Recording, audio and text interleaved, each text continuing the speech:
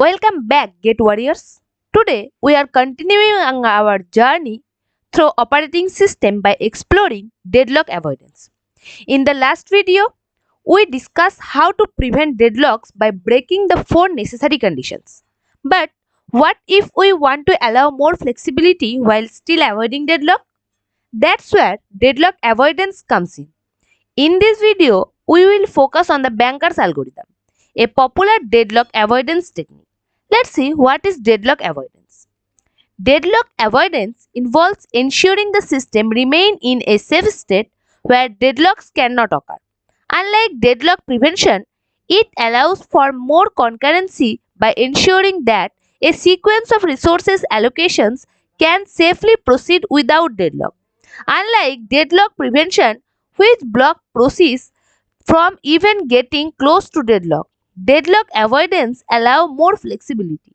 The system makes sure that after allocating resources, it can still safely avoid deadlock by entering a safe state.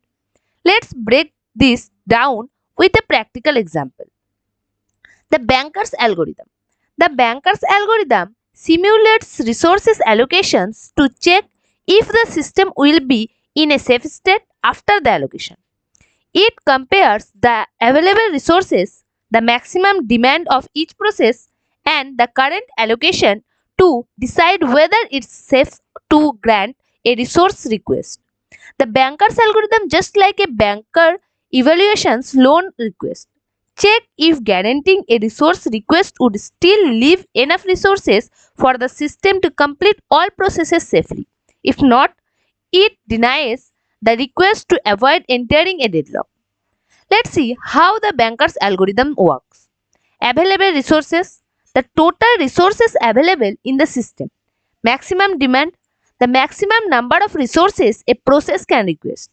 Allocation means the current number of resources allocated to each process. Need, the remaining resources a process may request, calculated as maximum demand minus allocation. By calculating these four parameters for each process, the algorithm checks if after allocating resources, the system will have enough to fulfill all processes' remaining needs. If yes, the request is granted. Otherwise, it's put on hold. Let's see an example. Let's say we have three processes and three resources types. The algorithm will simulate what happens if one of the processes requests more resources. The system checks if fulfilling that request still leaves enough resources to safely complete all other processes. If yes, we were good to go. If not, the request is delayed. Deadlock detection and recovery. Sometimes preventing or avoiding deadlock is not possible, so we must detect and recover from it. Deadlock detection technique check the system periodically to see if a deadlock has occurred. If a deadlock is found, we can recover by either terminating processes or preempting their resources. To sum it up, deadlock avoidance ensures that the system remains safe before granting resources, with the banker's algorithm being a key tool for this. The avoidance is not possible. Detection and recovery mechanism help manage deadlocks after they have occurred.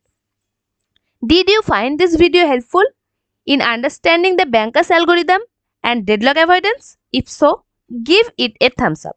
Subscribe to ShortGate for more Gate content and drop a comment with any questions or future topics you would like us to cover. Thanks for watching, everyone. Stay tuned for the next video where we will explore deadlock detection and recovery technique. Keep practicing and let's crack Gate together.